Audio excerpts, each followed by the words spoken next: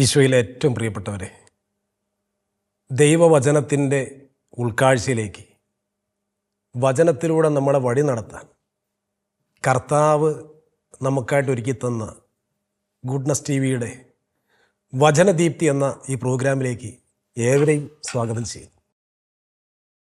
ഈ ക്രിസ്മസ് നാളിൽ കർത്താവിനെ കുറിച്ച് നമ്മൾ ചിന്തിക്കുമ്പോൾ, ഈശോയുടെ പിറവിയെക്കുറിച്ച് ചിന്തിക്കുമ്പോൾ എൻ്റെ മനസ്സിലേക്ക് ഓടിയെത്തുന്ന ആദ്യത്തെ ഒരു വചനഭാഗം ഇതാണ്. കർത്താവ് അരുളി ചെയ്യുന്നു, കരച്ചിൽ നിർത്തി കണ്ണുനീർ തുടയ്ക്കും, നിന്റെ യാതനകൾക്ക് പ്രതിഫലം ലഭിക്കും. നിന്റെ യാതനകൾക്ക് പ്രതിഫലം ലഭിക്കും. സത്യത്തിൽ യേശു ഭൂമിയിലേക്ക് പിറന്നത് തന്നെ മനുഷ്യൻ്റെ ഉള്ളിലെ കണ്ണുനീർ തുടയ്ക്കാനാണ്. മനുഷ്യനെക്കുറിച്ച് ചിന്തിക്കുമ്പോൾ ബാഹ്യമായിട്ടുള്ളൊരു കണ്ണീരല്ല ഇവിടെ പറയുക. നമ്മുടെയൊക്കെ ഉള്ളിൻ്റെ ഉള്ളിൽ ഒരുപാട് കണ്ണുനീരുണ്ട്. ആ കണ്ണുനീര് എനിക്കൊരു മേൽവിലാസമില്ലല്ലോ, എനിക്കെന്തൊക്കെയോ കുറവുകളുണ്ടല്ലോ, എന്നെ ആരും മനസ്സിലാക്കുന്നില്ലല്ലോ, എനിക്ക് എവിടെ എത്താൻ പറ്റിയില്ലല്ലോ, എനിക്ക് വേണ്ടത്ര വിദ്യാഭ്യാസമില്ലല്ലോ, എനിക്ക് വേണ്ടത്ര സൗന്ദര്യമില്ലല്ലോ, എനിക്കൊരു ജോലിയില്ലല്ലോ. ഇങ്ങനെ നമ്മുടെ ജീവിതത്തിൽ ഒരുപാട് വേദനകളും കണ്ണുനീരുമുള്ളവരാണ് നമ്മൾ. എന്നാൽ കർത്താവ് ഈ ഭൂമിയിലേക്ക് പിറന്നു വീഴുമ്പോൾ കർത്താവ് പറയുകയാണ്, നിന്റെ കരച്ചിൽ നിർത്തി കണ്ണുനീർ തുടയ്ക്കും. മനുഷ്യൻ്റെ ഉള്ളിലെ ഈ കണ്ണുനീര് ലോകത്തിന് ഒരു പക്ഷേ കാണാൻ പറ്റില്ല, പക്ഷെ കർത്താവിനിത് കാണാം. അതുകൊണ്ടാണ് കർത്താവ് ഭൂമിയിൽ പിറന്ന് വീഴുന്നത് തന്നെ കണ്ണുനീര് നിറഞ്ഞ, വേദന നിറഞ്ഞ ഒരു കാലിത്തൊഴുത്തിലേക്കാണ്. ഞാനങ്ങനെ പറയാൻ കാരണം, ഈ യേശുവിൻ്റെ ജനനത്തെക്കുറിച്ച് 2-3 വർഷം മുമ്പ് എൻ്റെ ഹൃദയം ഇങ്ങനെ ചിന്തിക്കാൻ തുടങ്ങി. ഈ ചിന്ത എന്നെ നയിച്ചത് ബത്ലഹേം നഗരിയിലെ കാലിത്തൊഴുത്തിലേക്കാണ്. എൻ്റെ ഉള്ളിലെ അന്തരാത്മാവ് ഇങ്ങനെ പോവുകയാണ് ഈ കാലിത്തൊഴുത്തിനടുത്തേക്ക്. പിന്നെ ഒരു ദിവാസ്വപ്നം പോലെ ഞാൻ ഇങ്ങനെ പോയി ബത്ലഹേം നഗരിയിലെ കാലിത്തൊഴുത്തിനടുത്തേക്ക് എത്തി. ആ തൊഴുത്തിൻ്റെ ശോചനീയമായ അവസ്ഥ ഞാൻ കാണാൻ തുടങ്ങി. തൊഴുത്തെന്ന് പറയുമ്പോൾ ഒരു ഗുഹ പോലെയാണ്.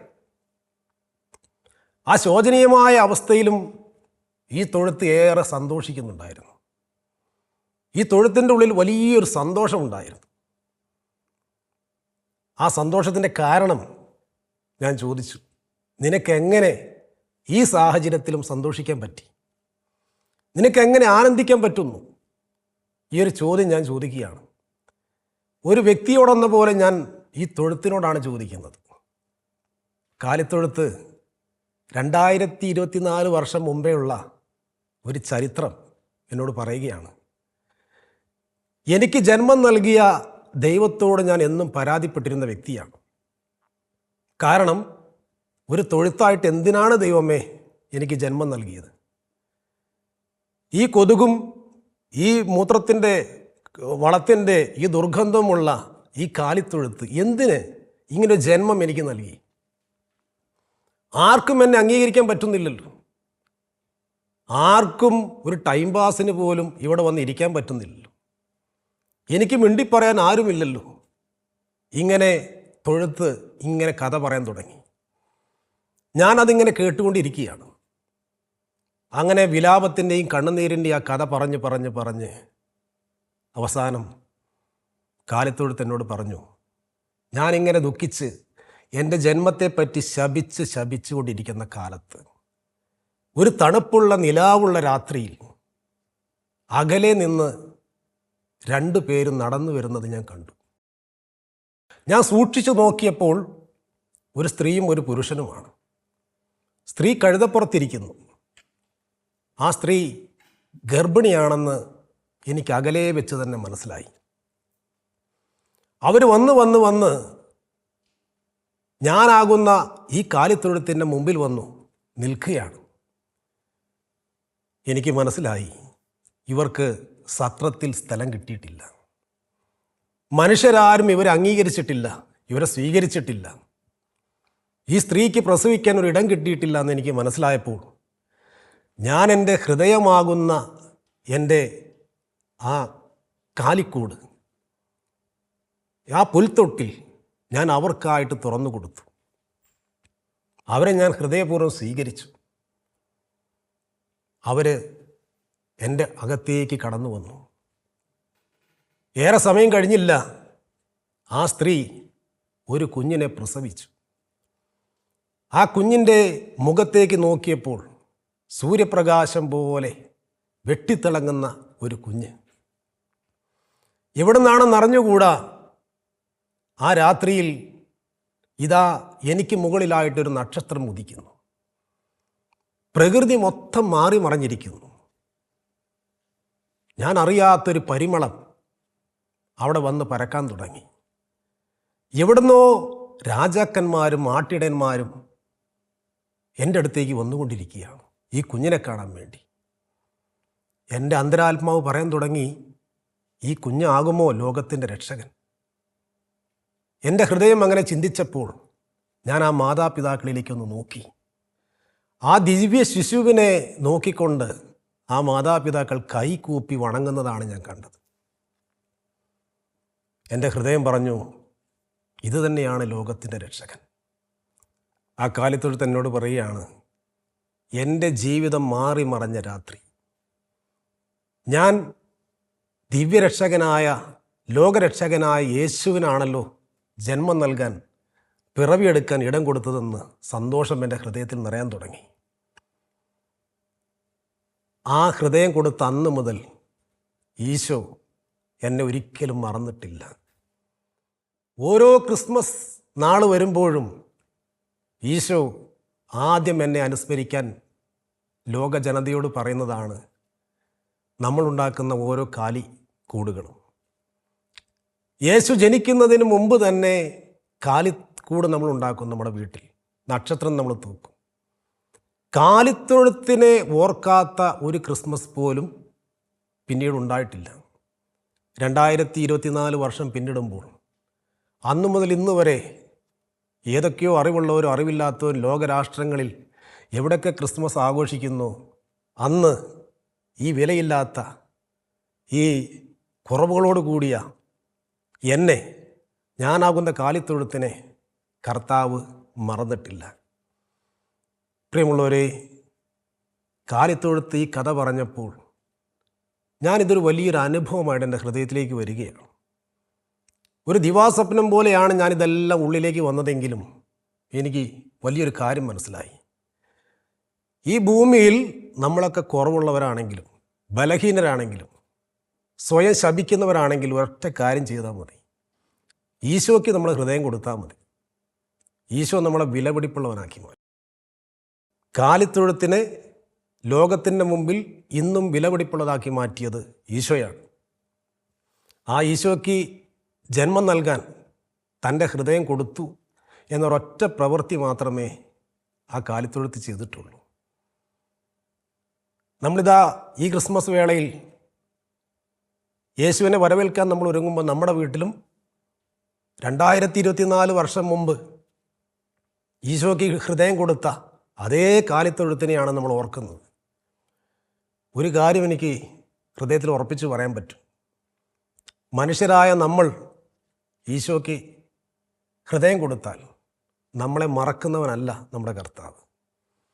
എന്തെല്ലാം വൈകല്യങ്ങൾ നമുക്കുണ്ടായിക്കോട്ടെ, വിദ്യാഭ്യാസപരമായ കുറവുണ്ടായിക്കോട്ടെ, ആകാരഭംഗി കുറഞ്ഞോട്ടെ, നമുക്ക് ഒരു കുടുംബ മഹിമ പറയാനില്ല, ഒന്നും വേണ്ട പ്രിയമുള്ളവരെ, ഇതെല്ലാം ഇരട്ടിപ്പിച്ച് തരാൻ, ഇതെല്ലാം നൽകിക്കൊണ്ട് ലോകത്തിൻ്റെ മുമ്പിൽ നമ്മളെ എടുത്തുയർത്താൻ നമ്മുടെ കർത്താവിന് സാധിക്കും.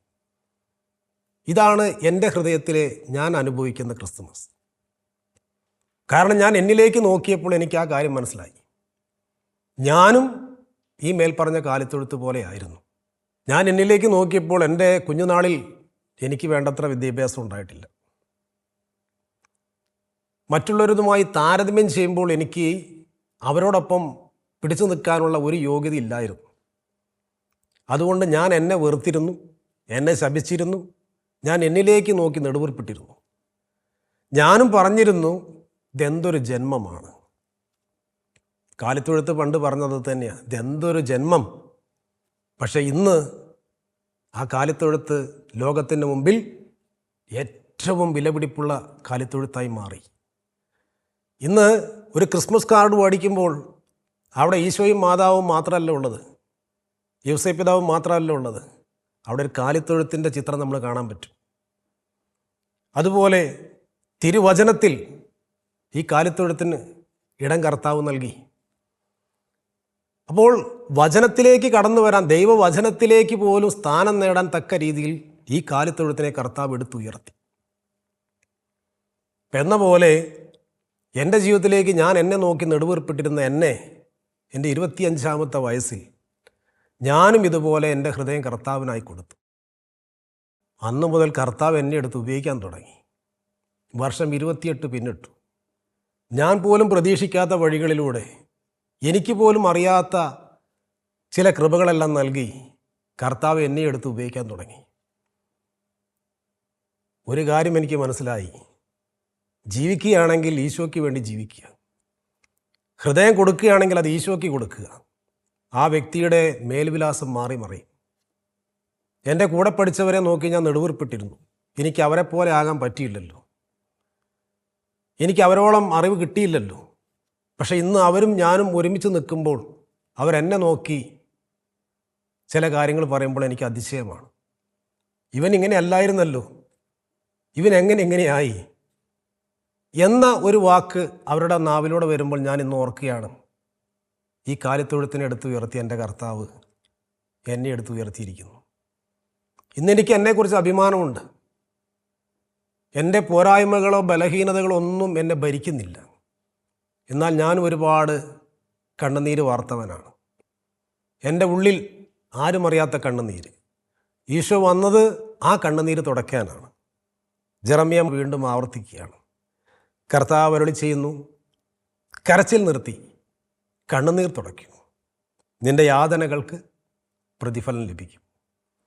ലോകത്തിൽ ഈ സന്ദേശം കേൾക്കുന്ന എല്ലാ വ്യക്തികളും നിങ്ങളെക്കുറിച്ച് ഏതെങ്കിലും രീതിയിൽ വിലപിക്കുന്നുണ്ടെങ്കിൽ, ദുഃഖിക്കുന്നുണ്ടെങ്കിൽ, ഇതാ കാലിത്തൊഴുത്തിനെ എടുത്തുയർത്തിയ കർത്താവ് ഇന്നും ജീവിക്കുന്നു. അവന് നിങ്ങളുടെ ഹൃദയ കവാടം തുറന്നു കൊടുത്താൽ മതി. ഞാൻ വാതിൽക്കൽ മുട്ടുന്നു, ആരെനിക്ക് വാതിൽ തുറന്നു തരുന്നുവോ അവനിൽ ഞാൻ പ്രവേശിക്കുമെന്ന് വെളിപാടിൻ്റെ പുസ്തകത്തിൽ കർത്താവ് പറഞ്ഞത് ഇതുതന്നെയാണ്. പക്ഷേ വാതിൽ തുറക്കാൻ ഇന്ന് പലർക്കും ജീവിത വ്യഗ്രതയിൽ സാധിക്കുന്നില്ല. എല്ലാവരും സ്വയം കുറ്റപ്പെടുത്തിയും പ്രാഗി പറഞ്ഞു ഓടുകയാണ്. അതുകൊണ്ട് ഈശോയിലേക്ക് ആരെങ്കിലും വന്ന്, ഇതാ കർത്താവെ, ഞാൻ എൻ്റെ കുറവുകളോട് കൂടെ ഞാനിത് അങ്ങേക്ക് തരുന്നു, ഇതാ കർത്താവെ എന്നെ ഏറ്റെടുക്കണമേ, എൻ്റെ ജീവിതത്തിലേക്ക് ഈശോയെ വരണമേ എന്ന് ഹൃദയത്തിൽ തട്ടി ഒരു വ്യക്തി പറഞ്ഞാൽ, ഇന്ന് ഈ സെക്കൻഡിൽ യേശു അവനിലേക്ക് വരും, അവനെ മാറ്റിമറിക്കും, അവനെ ഈ ലോകത്തിൻ്റെ മുമ്പിൽ വലിയൊരു പ്രകാശമാക്കി മാറ്റും. അങ്ങനെ കർത്താവ് മാറ്റിയവരാണ് വിശുദ്ധരെല്ലാം. നമ്മളിന്ന് നമിക്കുന്ന, വണങ്ങുന്ന, നൊവേന ചൊല്ലുന്ന വിശുദ്ധരെല്ലാം ഇതുപോലെ ഹൃദയം കൊടുത്തവരാണ്. സ്ലീഹന്മാരുടെ കാര്യം നോക്കുക. വെറും മുക്കുവന്മാരായിരുന്നു പലരും. വിദ്യാഭ്യാസമില്ല, സമൂഹത്തിലൊരു നിലയും വിലയില്ല, കടയിൽ പോവാൻ മീൻ പിടിക്കുക വരിക, വേറെ ഒരു അറിവ് അവർക്കില്ല. പക്ഷേ യേശു ഇറങ്ങിച്ചെന്നത് അവരിലേക്കാണ്. അവരെ വിലപിടിപ്പുള്ളവരാക്കി മാറ്റി. അവരെന്ത് ചെയ്തു? അവർ ഹൃദയം കൊടുത്തു. ഉദാഹരണം പത്രോസ് ലീഹ തന്നെ സഭയുടെ തലവനാക്കി, ആദ്യത്തെ മാർപ്പാപ്പയാക്കി മാറ്റാൻ തക്ക രീതിയിൽ ആ അറിവില്ലാത്ത ആ വ്യക്തിത്വത്തെ കർത്താവ് എടുത്തുയർത്തി.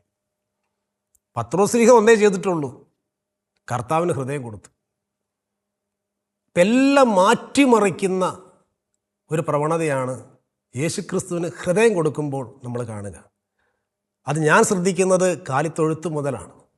യേശുവിൻ്റെ ജനനം മുതലേ ഇത് യേശു ചെയ്തുകൊണ്ടേയിരിക്കുകയാണ്. അന്നും ഇന്നും സജീവമാണവൻ. വിശുദ്ധരെ നമ്മൾ വണങ്ങാൻ കർത്താവ് കാരണമാക്കുന്നത് അവർ ജീവിതത്തിൻ്റെ ഏതോ ഒരു കോണിൽ കർത്താവിന് ഹൃദയം കൊടുത്തു. ഞാനൊരിക്കൽ ഒരു ദേവാലയത്തിൽ ചെന്നു. ഒരു നൈറ്റ് വിജിൽ ശുശ്രൂഷ ചെയ്തുകൊണ്ടിരിക്കുക. ഒരു തീർത്ഥാടന കേന്ദ്രമാണ് ആ ദേവാലയം. അവിടെ നോക്കിയപ്പോൾ ആ ദേവാലയത്തിലെ നാമകരണമുള്ള വിശുദ്ധൻ്റെ രൂപമാണ് ആ ദേവാലയത്തിൽ നിറഞ്ഞു നിൽക്കുന്നത്. അൾത്താരയിൽ ഏറ്റവും വലിയ രൂപമായിട്ട് നിൽക്കുകയാണ്. അപ്പോൾ ആ ശുശ്രൂഷ ചെയ്തുകൊണ്ടിരിക്കുന്നതിനിടയിൽ എൻ്റെ മനസ്സ് ഈശോ എവിടെ പോയി എന്നുള്ള ചിന്തയാണ്. അൾത്താരയിൽ ഈശോയെ കാണാനില്ല. പക്ഷെ വിശുദ്ധൻ്റെ രൂപം വളരെ വലുപ്പത്തിൽ ആ ചുമര് നിറഞ്ഞു നിൽക്കുകയാണ്. ഞാനൊരു കോണിലേക്ക് നോക്കിയപ്പോൾ ഈശോ ഒരു കൊച്ചു ക്രൂശിത രൂപം കയ്യും പിരിച്ച് പിടിച്ച് നിൽക്കുന്ന രംഗം ഞാൻ കണ്ടു. എനിക്ക് സഹതാപവും സ്നേഹവും അതിലുപരി വല്ലാത്തൊരവസ്ഥ തോന്നി. കാരണം തന്നെ അനുഗമിച്ച ആ വിശുദ്ധൻ്റെ രൂപം ആ ദേവാലയത്തിൽ നിറഞ്ഞു നിൽക്കാൻ ഈശോ അനുവദിച്ചു എന്നുള്ളതാണ് ആ ഹൃദയത്തിലേക്ക് നോക്കിയപ്പോൾ എനിക്ക് മനസ്സിലായത്. അതുകൊണ്ട് പ്രിയമുള്ളവരെ, ഈശോയുടെ ഹൃദയത്തിൻ്റെ വലുപ്പം നമുക്ക് ആർക്കും അറിഞ്ഞുകൂടാ. തന്നെ അനുഗമിച്ചവരെ എടുത്ത് വാനോളം ഉയർത്തുന്ന ദൈവമാണ് നമ്മുടെ ഈശോ. അതുകൊണ്ട് അന്നത്തെ നൈറ്റ് വിജിൽ ശുശ്രൂഷ എനിക്ക് വലിയ ബോധ്യങ്ങൾ നൽകി. ഞാൻ ഒത്തിരി സന്തോഷിച്ചു ഈശോയുടെ ഹൃദയത്തിൻ്റെ ആ വലുപ്പം കണ്ടിട്ട്. ഞാൻ മനസ്സുകൊണ്ട് ഇങ്ങനെയും ചിന്തിച്ചു, ഈശോയുടെ സ്ഥാനത്ത് നമ്മൾ ആരെങ്കിലും ആയിരുന്നെങ്കിൽ ആ അൾത്താരയിൽ നമ്മൾ മാത്രമേ കാണൂ, വേറെ ആരും ആരും ഇരുത്തില്ല. ഇന്ന് കത്തോലിക്ക ദേവാലയങ്ങളെ നോക്കിയാൽ നമുക്കറിയാം, എത്രയോ വിശുദ്ധർ, എത്രയോ വിശുദ്ധകൾ രൂപക്കൂടിൽ ഓരോ ദേവാലയത്തിൽ നിറഞ്ഞു നിൽക്കുകയാണ്. അതും യേശുവിനോടൊപ്പം അൾത്താരയോട് ചേർന്ന്. അവരൊക്കെ നമ്മളെപ്പോലെയുള്ളവരായിരുന്നു, ഒത്തിരി കുറവുള്ളവരായിരുന്നു. എന്നാൽ അവർ ചെയ്തതും ഈശോയ്ക്ക് ഹൃദയം കൊടുത്തു എന്നുള്ളതാണ്. ആ ഹൃദയം കൊടുത്തവരെ തന്നോട് കൂടെ ആയിരിക്കാൻ ഈശോ അന്നും ആഗ്രഹിക്കുന്നു, ഇന്നും ആഗ്രഹിക്കുന്നു. ഞാനിങ്ങനെ ചിന്തിക്കുകയാണ്, ഈശോയ്ക്ക് ഞാൻ എൻ്റെ ഹൃദയം കൊടുത്തപ്പോൾ എനിക്കിതുപോലെ വചനം പ്രഘോഷിക്കാനോ അല്ലെങ്കിൽ 10 പേരുടെ മുമ്പിൽ നിൽക്കാനുള്ള ഒരു കഴിവില്ലായിരുന്നു. ഞാൻ അതിനൊക്കെ മറഞ്ഞു നിൽക്കുന്ന വ്യക്തിയായിരുന്നു. പുറകോട്ട് വലിഞ്ഞു പോകുന്നൊരു കഥാപാത്രമായിരുന്നു. പക്ഷേ കർത്താവ് എന്നെ നയിക്കാൻ തുടങ്ങിയപ്പോൾ ആയിരങ്ങളെ മുമ്പിൽ നിൽക്കാൻ എനിക്കൊരു മടിയില്ലായിരുന്നു. ഞാൻ വലിയ കവിയൊന്നുമല്ല, സംഗീതപരമായിട്ട് ഒരു അറിവ് എനിക്കില്ല. പക്ഷേ കർത്താവിനെ അനുഗമിക്കാൻ തുടങ്ങിയപ്പോൾ കർത്താവിനെ മഹത്വപ്പെടുത്താനുള്ള ഗാനങ്ങൾ എഴുതാൻ കർത്താവ് എന്നെ എടുത്ത് ഉപയോഗിക്കാൻ തുടങ്ങി. ഏതാണ്ട് 250ഓളം ഗാനങ്ങൾ ഈ 28 വർഷത്തിനുള്ളിൽ എഴുതാനും അത് ലോക ജനതയുടെ മുമ്പിൽ നൽകാനും കർത്താവ് എന്നെ എടുത്ത് ഉപയോഗിച്ചു. എന്നിലില്ലാത്ത കഴിവുകളിലേക്ക് ദൈവം ഇറങ്ങി വന്നു, എന്നെ എടുത്ത് ഉപയോഗിക്കാൻ തുടങ്ങി. ഇതൊന്നും എനിക്ക് എടുത്തു പറയാനുണ്ടായിരുന്ന കഴിവല്ലായിരുന്നു. പക്ഷേ യേശുവിൽ ഞാൻ എൻ്റെ ഹൃദയം കൊടുത്തു. അത് മാത്രമേ ഞാൻ ചെയ്തിട്ടുള്ളൂ. അതുകൊണ്ട് എനിക്ക് പറയാനുള്ളത്, സ്വയം ശപിച്ചും സ്വയം കുറ്റപ്പെടുത്തിയും സ്വയം നെടുവീർപ്പിട്ട് ജീവിക്കുന്ന എത്രയോ പേരെ ഞാൻ കണ്ടിട്ടുണ്ട്. കഴിഞ്ഞ കാലത്തിലേക്ക് നോക്കി നെടുവീർപ്പിടുന്നവരാണ് പലരും. അന്ന് ഞാൻ ഒന്നും കൂടെ ശ്രദ്ധിച്ചിരുന്നെങ്കിൽ എനിക്ക് നന്നായി പഠിക്കാമായിരുന്നു. അന്ന് ഞാൻ ഒന്നും കൂടി ശ്രദ്ധിച്ചിരുന്നെങ്കിൽ എനിക്ക് ഇതിലും നല്ലൊരു ജീവിത പങ്കാളിയെ കിട്ടുമായിരുന്നു. അന്ന് ഞാൻ ഒന്നുകൂടി ശ്രമിച്ചിരുന്നെങ്കിൽ എനിക്ക് ഇത്രയും കടഭാരം വരില്ലായിരുന്നു. ഇങ്ങനെ കഴിഞ്ഞ കാലങ്ങളിലേക്ക് നോക്കി നെടുവീർപ്പിടുന്ന ഒത്തിരി പേരെ കണ്ടു. അവർക്കുള്ള സന്ദേശമാണ് ഈ സന്ദേശം, ഈ ക്രിസ്മസ് സന്ദേശം. നിങ്ങളിലേക്ക് നോക്കിയിരിക്കുമ്പോൾ ഒരിക്കലും നിങ്ങൾക്ക് രക്ഷപ്പെടാൻ പറ്റില്ല. അതുകൊണ്ട് ഈ കാലിത്തൊഴുത്തായിരിക്കുന്ന നമ്മൾ ഓരോരുത്തരും ഈശോയ്ക്ക് ഹൃദയം കൊടുത്താൽ മതി. കാരണം ആ തൊഴുത്ത് അതാണല്ലോ ചെയ്തത്. സ്വയം പ്രാഗി പറയാതെ, സ്വയം ദുഃഖിക്കാതെ ഇന്നത് സമൂഹത്തിന് മുമ്പിൽ അഭിമാനം കൊള്ളുന്നുണ്ടെങ്കിൽ അത് പണ്ട് നമ്മളെപ്പോലെ ആയിരുന്നു. ഒത്തിരി ദുഃഖിച്ചിട്ടുണ്ട്, ഒത്തിരി ശപിച്ചിട്ടുണ്ട്, ഈ ജന്മത്തെപ്പറ്റി കുറ്റപ്പെടുത്തിയിട്ടുണ്ട്. പക്ഷേ ജീവിതത്തിൻ്റെ ഒരു കോണിൽ രക്ഷകനായ യേശുവിന് തൻ്റെ ഹൃദയം തുറന്നു കൊടുത്തു എന്ന ആ വലിയ സന്മനസ്സാണ് ഇന്നതിനെ നമ്മുടെ മുമ്പിൽ കർത്താവ് എടുത്തുയർത്തുന്നത്. അതുകൊണ്ട് നമ്മുടെ ജീവിതത്തിൽ നമ്മളെടുത്തുയർത്താൻ കർത്താവ് നോക്കിയിരിക്കുകയാണ്. കർത്താവ് പറയുന്നുണ്ട്, ജെറമ്യാ പ്രവാചകൻ്റെ പുസ്തകം 29:11, നിങ്ങളെക്കുറിച്ചുള്ള പദ്ധതി എൻ്റെ മനസ്സിലുണ്ട്. നിങ്ങളുടെ നാശത്തിനല്ല, നിങ്ങളുടെ ക്ഷേമത്തിനുള്ള പദ്ധതിയാണ്. നിങ്ങൾക്ക് ഐശ്വര്യവും ഭാവിയും പ്രത്യാശയും നൽകുന്ന പദ്ധതിയാണ്. അപ്പോൾ ഈ ഐശ്വര്യവും ഭാവിയും പ്രത്യാശയും നൽകുന്ന പദ്ധതി കർത്താവിൻ്റെ മനസ്സിലാണ്. അപ്പം ആ മനസ്സിനെ നമ്മൾ തിരിച്ചറിഞ്ഞ് ആ മനസ്സിനോട് നമ്മൾ ചേർന്ന് നിൽക്കുമ്പോൾ കർത്താവ് പറയുകയാണ്, നിങ്ങളുടെ ഐശ്വര്യം ഞാൻ പുനഃസ്ഥാപിപ്പിക്കും. എവിടെയാണ് നിനക്ക് കുറവ് സംഭവിച്ചതെങ്കിൽ, എവിടെയാണ് നിനക്ക് പരാജയം സംഭവിച്ചതെങ്കിൽ അതിൽ നിന്ന് ഞാൻ നിന്നെ എടുത്തുയർത്തും. നിൻ്റെ ഐശ്വര്യം ഞാൻ പുനഃസ്ഥാപിപ്പിക്കും. കർത്താവ് നമ്മോട് പറയുകയാണ്. അതുകൊണ്ട് പ്രിയമുള്ളവരെ, ഈ ക്രിസ്മസ് നാളിൽ കാലിത്തൊഴുത്തിനെ പോലെ നമുക്ക് നമ്മുടെ ഹൃദയം ഈശോയ്ക്ക് തുറന്നു കൊടുക്കാം. അവിടെ നമ്മളിൽ മഹത്വപ്പെടട്ടെ. നമുക്കതിനുവേണ്ടി പ്രാർത്ഥിക്കാം. കർത്താവായ ഈശോയെ, എൻ്റെ ജീവിതത്തിൽ ഞാൻ എന്നെ കുറ്റപ്പെടുത്തിയും ശപിച്ചും ഈ ജീവിതത്തെ വെറുത്തും ജീവിക്കുന്ന ഒരവസ്ഥയിലൂടെയാണ് ഞാൻ കടന്നു പോകുന്നത്. കർത്താവേ, ഞാൻ എൻ്റെ ഹൃദയത്തെ പൂർണ്ണമായിട്ടും അങ്ങേക്ക് സമർപ്പിക്കുന്നു. എൻ്റെ കുറവുകളിലേക്ക്, എൻ്റെ പരാജയങ്ങളിലേക്ക് ഈശോയെ കടന്നു വരണമേ. അവിടുന്ന് എന്നെ എടുത്തുയർത്തണമേ. അങ്ങയുടെ ഒരു വലിയ സാക്ഷിയാക്കി എന്നെ മാറ്റണമേ. ഈശോയുടെ മുമ്പിലേക്ക് നമ്മുടെ ഹൃദയത്തെ നമുക്ക് തുറന്നു കൊടുത്തുകൊണ്ട് നമുക്ക് പ്രാർത്ഥിക്കാം. കർത്താവ് നമ്മൾ ഓരോരുത്തരുടെയും ഹൃദയത്തിലേക്ക് എഴുന്നള്ളി വരട്ടെ, വാസമുറപ്പിക്കട്ടെ.